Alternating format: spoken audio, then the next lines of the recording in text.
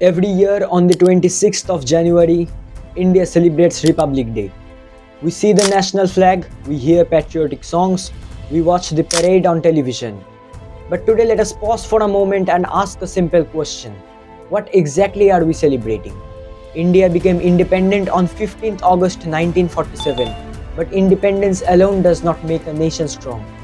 On 26th January, India chose something deeper. India chose to become a republic. That means India decided that no king, no ruler, no foreign power and no single person would be above the law.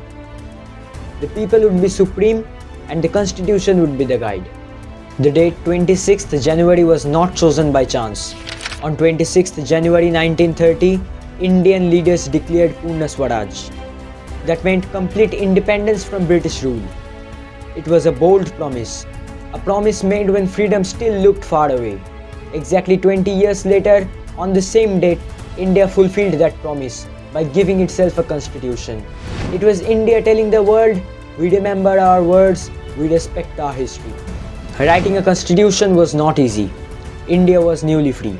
The country was poor. Partition had caused pain, violence and loss.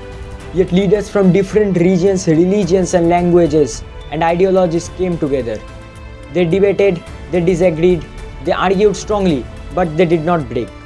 For 2 years and 11 months, the Constituent Assembly worked patiently to write a document not just for that time, but for generations to come. This was democracy in its purest form. Discussion, not domination. At the heart of this effort stood Dr. Bhimrao Ramji Ambedkar, a man who faced discrimination, yet believed deeply in justice and law. He understood that freedom without equality is incomplete. Dr. Ambedkar warned us clearly, political democracy cannot survive without social democracy. Along with him were leaders like Dr. Rajendra Prasad, Jawaharlal Nehru, Sardar Vallabhbhai Patel and many others, whose names history may not repeat often, but whose work lives every day. They believed one important truth: institutions are more important than individuals. The Constitution gave us simple but powerful rights. It gave us equality before the law. It gave us freedom of speech and expression. It gave every adult the right to vote. It protected minorities. It did not promise a perfect nation. It promised a fair system. It told us clearly, power must be controlled, authority must be questioned, rights must come with duties. That balance is the soul of Republic. The Republic Day parade is not just a celebration. It is a message. When soldiers march together, it shows discipline and sacrifice.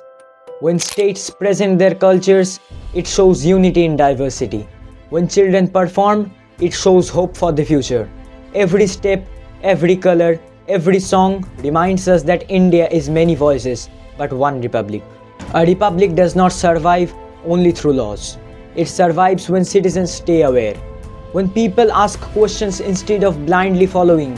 When education is valued over hatred. When disagreement is handled with dignity. History shows us one lesson again and again. When emotions replaces thinking and power replaces principles, the republic slowly weakens. Not in one day, not loudly, but silently. India's leaders were never the same. Gandhi believed in moral strength.